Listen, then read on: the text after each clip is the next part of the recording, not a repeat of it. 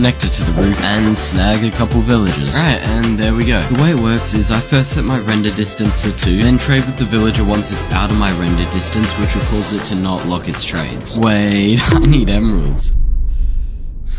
So I spent the next 2 hours getting materials for a stacking raid farm. Then I spent the next 2 hours building the stacking raid farm. Then I spent the next hour putting villagers in the stacking raid farm. Then I AFK'd here for 3 hours. Whoa, this is a lot of emeralds. Now I can start trading with these villagers for some quartz. Well, I've now got all the quartz I need, which means it's now time to build Atlantis, right?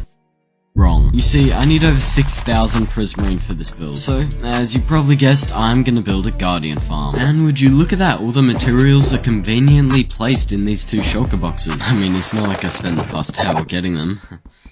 Well, let's first find an ocean monument to build the farm. Nice, now let's get to work.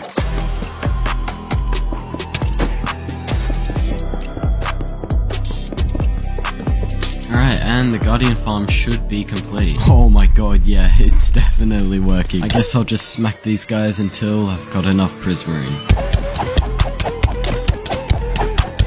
Alright, now let's see how much we've got. Oh yeah, that should be plenty. I take that back. Guess I got AFK here for a while longer. Alright, I've now got all the prismarine except for some dark prismarine, which requires black dye, so... couple hundred squid later, and I've got all the dark prismarine I need. Now I'll just go through this list collecting everything I require, starting with 582 end rods. Great, so 1, 2, 3, and 600. It's been 2 hours. Next on the list is deep slate, so I think I have a better idea.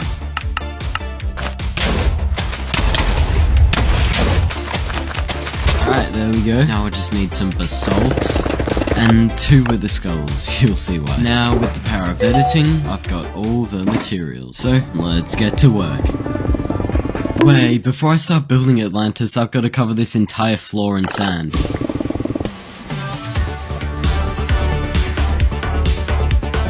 I really did not expect this to take so long. Like, I got on at 6 and I've been placing sand from then all the way to now. It's 10 PM. Now I reckon it's about time we get to building. This first building was going to be the main centerpiece of the island, so I could construct all the other buildings around it.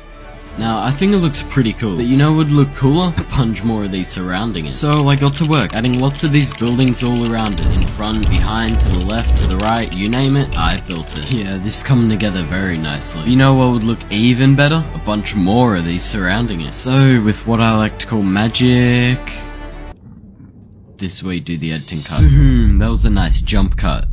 Get it? Cause, well, I jumped. Next up, I want to build a bridge going around here that I can sort of fly under.